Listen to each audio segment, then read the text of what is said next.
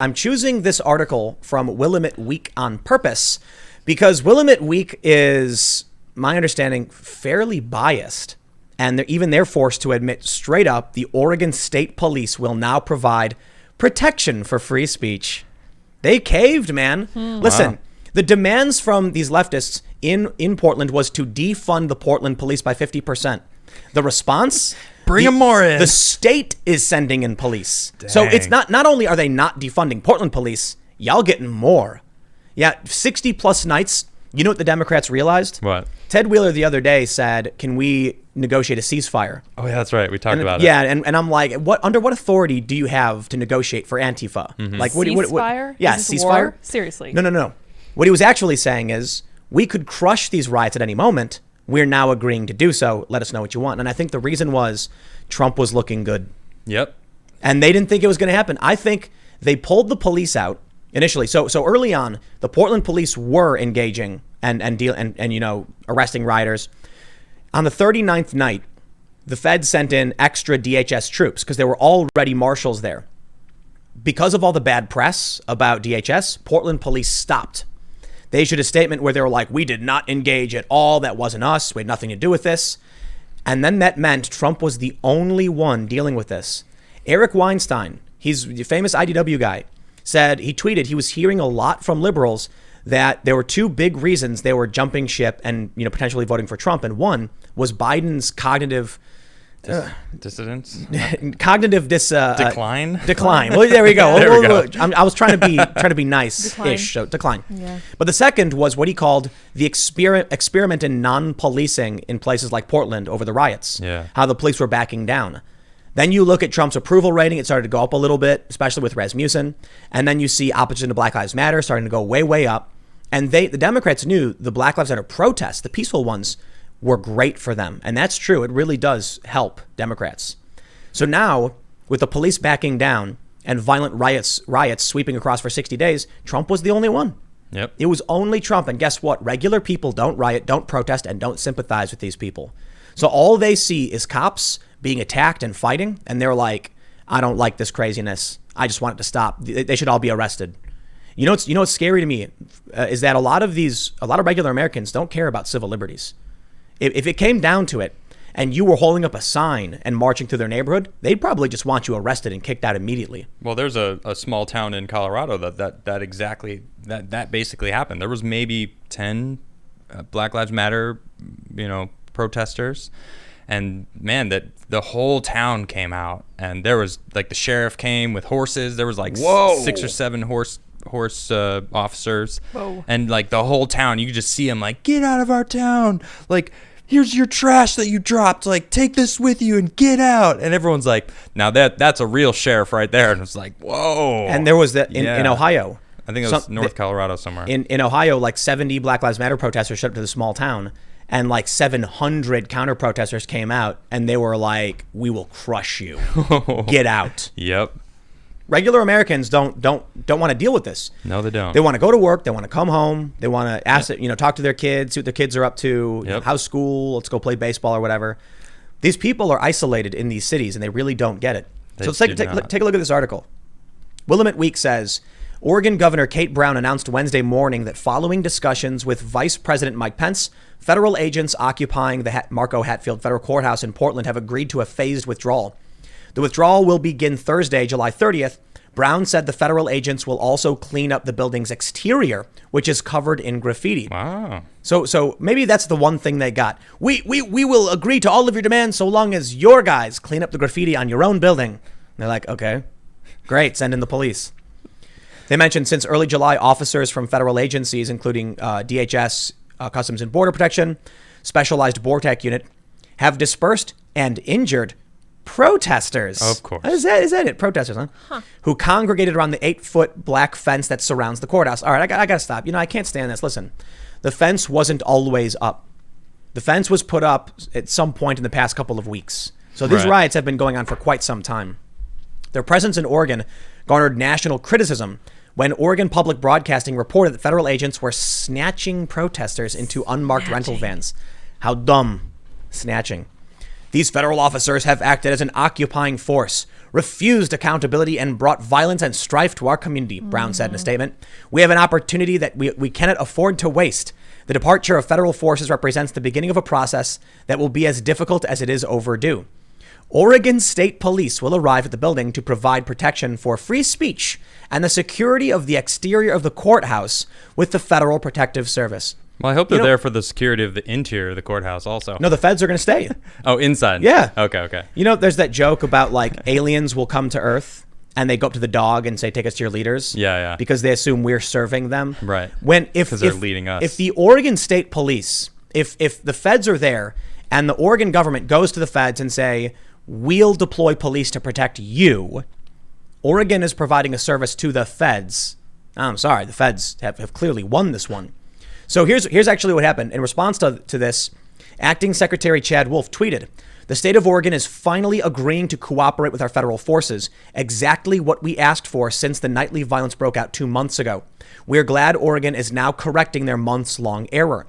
Why did they deploy DHS to the courthouse? Because the police weren't doing their job. Boom. And I feel bad for some of these cops, to be honest, because their hands were being tied by feckless Democrats who are like, but you're making things worse by arresting these violent thugs. I'm sorry, peaceful protesters. Here, actually, we have peaceful protesters. A fan of ours, Vince, sent us an actual picture of peaceful protesters. Cool. Look at that. It's actually a bunch of stickers. And thanks, Vince. This is great. That's awesome. It's an image of a peaceful man with a peaceful bottle full of peaceful kerosene. That's a peace bottle. A peace bottle. He's stretching. You also light it on fire and throw it. And it causes fire, but it's peace flames. It looks like he's doing yoga. But listen. Peaceful flames. Yeah. You've got the intention all wrong. You see, what you're supposed to do is when there's someone clearly cold, you throw it so it lands next to them and you can warm them and they can, it's an instant campfire bottle. There you go. It's an instant campfire in a bottle. Very peaceful. Wow. Well, here's what Chad Wolf says. He goes on to say, we will maintain our current augmented federal law enforcement personnel in Portland until we are assured that the Hatfield Federal Courthouse and other federal properties will no longer be attacked and that the seat of justice in Portland will remain secure. DHS will not back down from our legal duty to protect federal law enforcement officers and federal properties in the face of violent criminal behavior. POTUS made clear that this administration is ready and willing to partner with state and local law enforcement to protect every American. And you see that commitment in Portland with his plan. And then this person tweeted, you got smacked down. That's it. Amazing. Get out Absolutely here. Amazing. Some people just don't pay attention. That's what it is. You know what really kind of scares me about all of this is that I think, we've talked about the different factions in the culture war. Okay. It really does feel like mature adults, responsible adults, and whiny children. That's what we're seeing. Yeah. So you get these lunatics who come out throwing bottles. I mean, we talked about those videos of the women screaming like, "You wouldn't do this to a nice young girl from Wisconsin or whatever, young woman." Yeah. It's dude, or that the video from New York where the woman's screaming in the cop's face, or effing what? All right, she's going and pulls her in and then starts screaming. So let me explain this. Check this out. The other day, King 5 Seattle said Mayor Durkin says federal agents have demobilized and left Seattle. Seattle mayors confirmed the Department of Homeland Security Border Patrol Tactical Unit is no longer in Seattle. And it's funny because just the other night, she had given an interview to CNN where she said Trump was doing a dry run for martial law. And like while she's saying it, Trump's like, all right, get all the troops out. You know why they sent the DHS into Seattle? Because they finally broke into the courthouse, right? No, in Seattle. Oh, Seattle. No. What's up with that? There were reports of potential violent riots on Saturday. Oh, okay. So before Saturday, they were like, okay, we're going to send in some extra law enforcement into the courthouses and into our federal buildings. And then if the riots get out of hand, we'll have the extra support. The weekend passed. The riots were, they were kind of bad and the police handled some of them. They didn't go to the courthouse. So then Trump said, okay. Or probably not even Trump. It was probably Chad Wolf. It was like, all right, guess we didn't need him. Bring him back. And so it's that simple. You see, a sane, rational adult who's following the news goes, that's it. Makes sense. Okay, logic. Yeah, sure. But if you watch the news, if you watch the Bill Barr hearing, what do you get? They're just screaming emotions at him. Versus logic. Exactly. Yep. But it's. I mean, what is the root of this? Immaturity. Yeah, maybe. Inability to calmly and rationally deduce what is actually going on. True. So if I told you, oh hey, there's going to be there's fears there's going to be a massive riot Saturday in Seattle. So they decided to send in extra law enforcement just to stay inside the federal courthouse. The response is, that's Yeah. it. I mean, it makes There's sense. no kind. It's like, okay. And it's preempted, Interesting. just in case. But you know what the conversation they're having is? Donald Trump is deploying his secret police into all of our cities to snatch people off the streets. Yeah. It's stormtroopers And coming. then I know you saw this, but I don't know if everyone that's watching saw it. But so the NYPD did this now too. They pulled up in a Oh my minivan and they snatched someone up. So it turns out this person was destroying cameras. So they were looking for this one specific person With a warrant. and They showed released up. that person.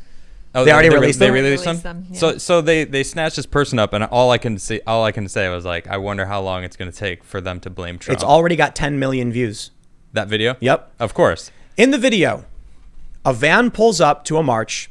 They grab this it's a trans femme. A lot of news outlets have said she, her, and woman. Okay. But the activist literally said trans femme. So I'm not gonna assume any pronouns. I'm gonna use exactly what the activists refer to this individual as. Okay. And then as they snatch, jump out and grab, it's the warrant squad, NYPD's warrant squad, using an unmarked van, and immediately NYPD bike police form a barrier around the van in uniform with bright yellow vests, reflective vests.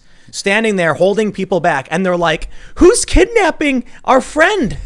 Like, I wonder, who could it be?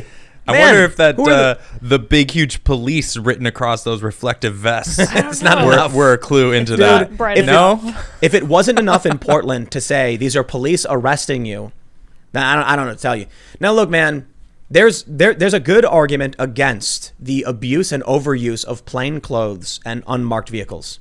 I'm not a big fan. I'm not either. But to act like it's new and shocking is a lie. Definitely. No-knock raids, bad. Definitely bad. No-knock raids from plainclothes cops, Even worse. really Way bad. bad. And when a plainclothes cop executes a no-knock warrant and then the homeowner defends himself and they arrest the homeowner, the worst you could possibly get. Yep.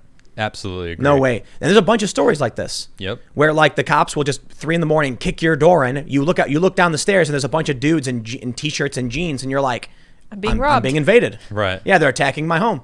And they don't identify themselves and they do this. And that's why we have a lot of these stories like Breonna Taylor or Duncan Lemp. Yeah. And depending on which, political faction I guess the Boogaloo Boys talk about all of them because they don't care if the government is killing people, they're killing people. Right. But that's the gist of it. Okay. If the police have unmarked vehicles, they've always had unmarked vehicles, probably as long as vehicles have existed, to be honest. Good point. Like, I have to imagine when the first car was invented, police weren't like, I know, let's put our name big and bold and sirens on top of this thing. Unless maybe could you imagine horses? Like when they had horses, did they write police on the horse? I don't know. No, but they would wear a badge. But I don't think they wore uniforms back then. Maybe they did. I don't know. I don't know the history of policing, to be honest. But I'd imagine that, look, it's part of the narrative that the activists are pushing because it's all propaganda. They'll show you a small clip and say they're kidnapping people.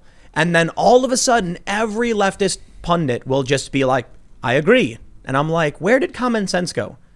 It's the most annoying thing to me, Yeah, it's not gone. I'll tell you that. Was never here. No. You have common sense. I have common sense. I'm talking about Lydia them. has common sense. Yeah, I have a little. Right. Okay. So the few people out there that we talk about a lot on the show seem to have a lack 10 of common million sense. views on this video. Dude. Yeah, but it's not all. I watched it. That's true. We watched it. It's everyone who's being aware of the situation are watching it too. NPCs, man. A lot of them The meme are. is real. The meme is real. I believe that. You turn on the TV and you have NPCs reporting news to NPCs. And how do you break that? It's like you can't do it. Yeah. You have emotionally reactive, fervent, zealous, angry people who don't care. I don't understand how you communicate with these people, right? How do you get to them? Because I'm a fairly good communicator. I did nonprofit fundraising. Yeah. But when you have someone who is just blinded with rage, like their eyes are glowing and they're just like, and they have like, foaming at the mouth. How do even their own faction communicate with them? Because they even fight each other. It's like a chaotic, destructive force. They've set their eyes on something they want to be mad about, and they romp about angry. Maybe that's it. Maybe they're mad at. Maybe it's just misdirected anger. That's all it is. Yep. I agree. each and every one of these people was sitting at home and they were like eating an ice cream, and then like the ice cream fell off the cone and landed on the floor. Ah! And they march on the street screaming and they take it out on the police. That's the best I can think of. Yeah, I mean, this is the problem, though. There's never one answer to anything. You know, a lot of these people on the left, they like to blame one thing for all the problems. You know, and that a lot of people do this. They're like, this is the one thing that is messing up everything, instead of looking at everything as a whole. And that's the problem. We everyone needs to take a step back and just look at as, you know, the whole picture. And a lot of people are losing that ability. They're so focused on this one thing, and then that one thing pisses them off, so they can't even get, you know, past that. Everything is about that one thing, and if you disagree about that one thing, you're the enemy and you're evil. Period. No questions, no talking. I'll tell you what, I think school is a big part of the problem. Definitely.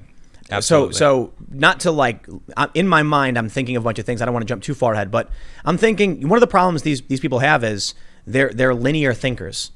They can only focus on one thing at a time. Yep. I remember there was during Occupy Wall Street, everybody's sitting around talking about what the demands should be. And some person, you know, one person was like, it's Wall Street, they're the problem. Everyone argued. Then finally some old dude just snapped and stood up and said, what is wrong with you people? Why can't you understand? The one problem is fracking. And I was like, what? Oh. And that's because Fracking. they're linear. It's a linear and you know, myopic thought process. They see one thing, like you were saying, Yep. and that's the only thing they can see. And there's no subtlety, there's no nuance, there's no conversation. It's just, I know the only problem is this. Yep. And then you're like, man.